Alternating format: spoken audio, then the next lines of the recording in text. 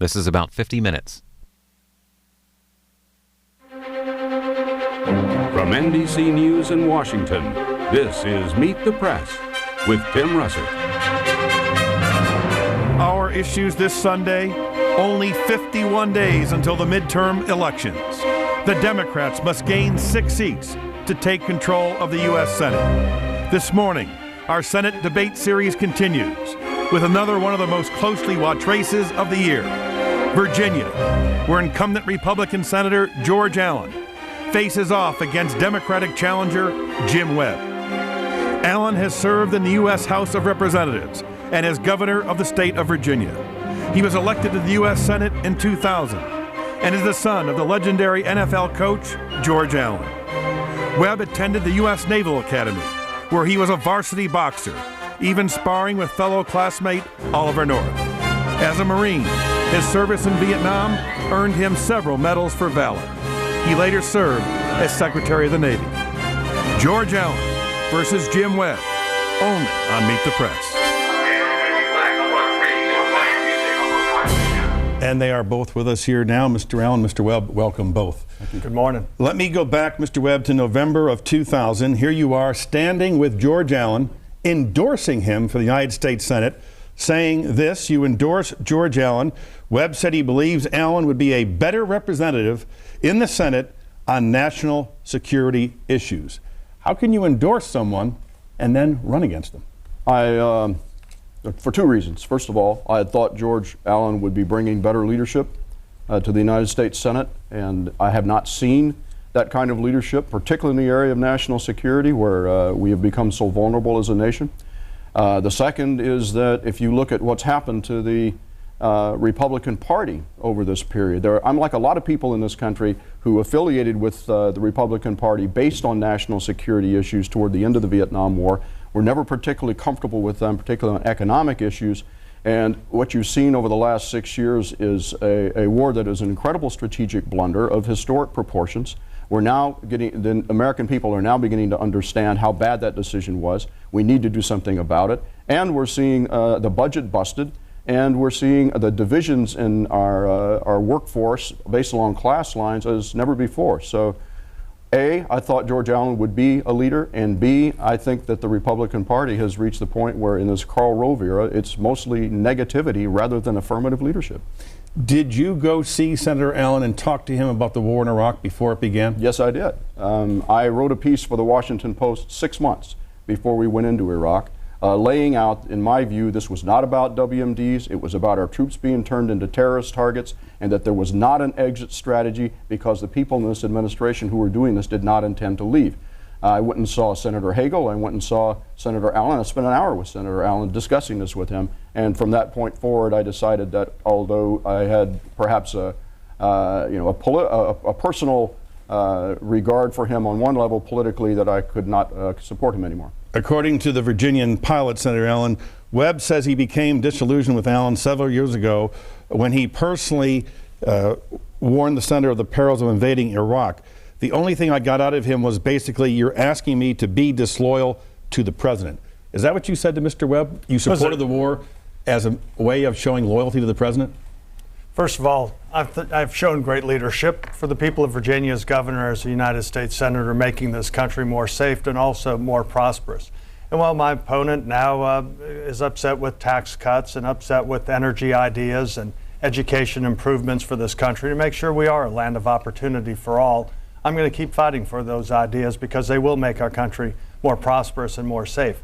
Insofar as leading up to the military action in Iraq, the issues were before us on a resolution that stated that Saddam had 17 times defied and violated UN resolutions. It wasn't just the United States, it was Britain and indeed the entire world community.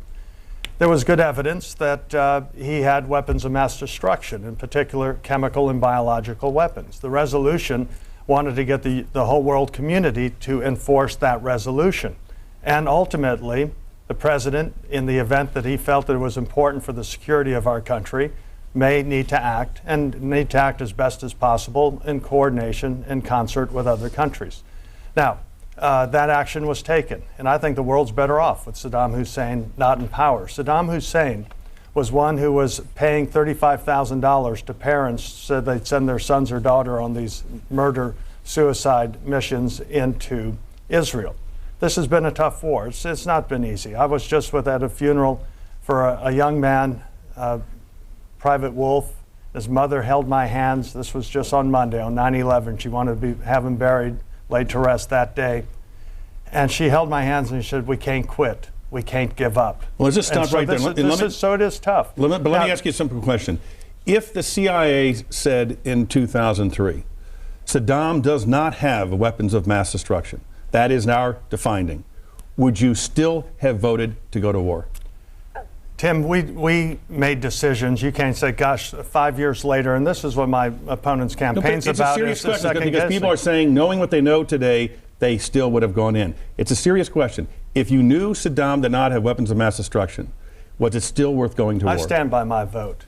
And the vote was based on the evidence and information before us. And we had a choice. We had a choice whether to listen to the critics and do nothing and then have this world more dangerous if we were right. And if we were wrong, and depose Saddam Hussein, the world's still better off. Now, my opponent. Now, you need to understand. Hold it. This is my the third opponent. time you said my opponent. You know, all right. Well, Jim, hold it, Jim. Let me finish this. Jim was opposed not only to the military action now to get rid of and recently, but if it were up to him, Saddam Hussein would not only be in his palaces in Iraq, now he would actually be in Kuwait because he was opposed to military action back in 1991. That's an absurd analogy. The French were even for military action in 1991. Just 1 second, Mr. Webb. Yeah.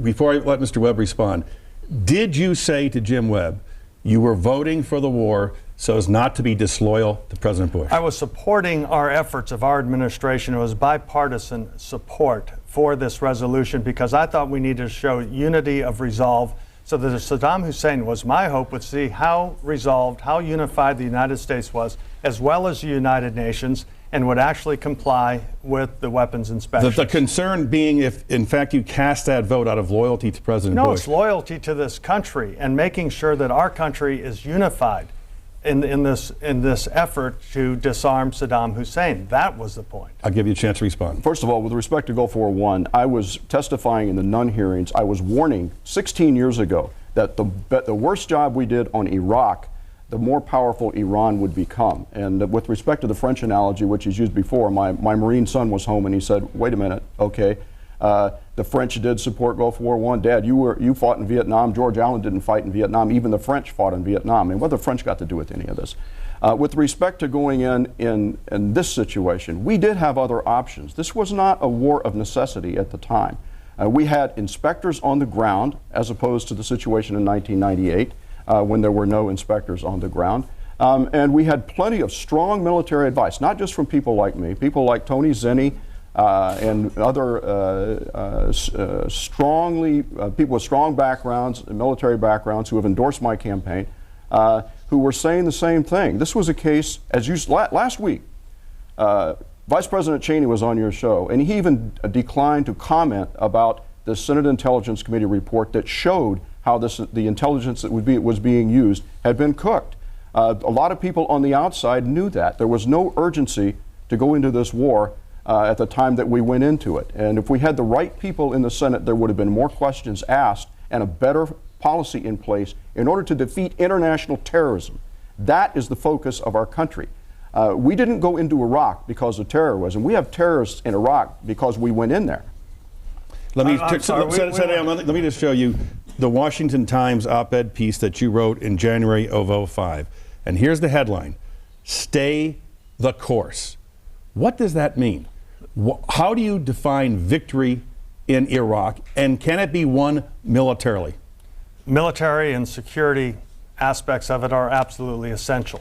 The people of Iraq have voted last year 3 times, 70% turnout, walking like slow-moving targets to vote. And they do want a free and just society there, a country that does have respect. Well, what is staying the course? Staying the course is meaning that we don't tuck tail and run, that we don't retreat, that we don't surrender. This is a central battlefront in the war on terror. And it's not just the president or the vice president or me saying that. That's what al-Qaeda says, because al-Qaeda's designs and their goals are to have a caliphate, Islamic caliphate from from Indonesia to Spain, with the capital being in Iraq, an oil-rich area. And we cannot allow Iraq, where Al-Qaeda was and is now, Then let me we show can you- allow them to have let me- that haven for let- terrorist activities. Let me show you a map of Iraq. And there on the west is Anbar province. And this is what the Marine Corps has said about Anbar province. The chief of intelligence for the Marine Corps in Iraq recently filed an unusual secret report concluding that the prospects for securing that country's western Anbar province are dim, and that there's almost nothing the U.S. military can do to improve the political and social situation there, said several military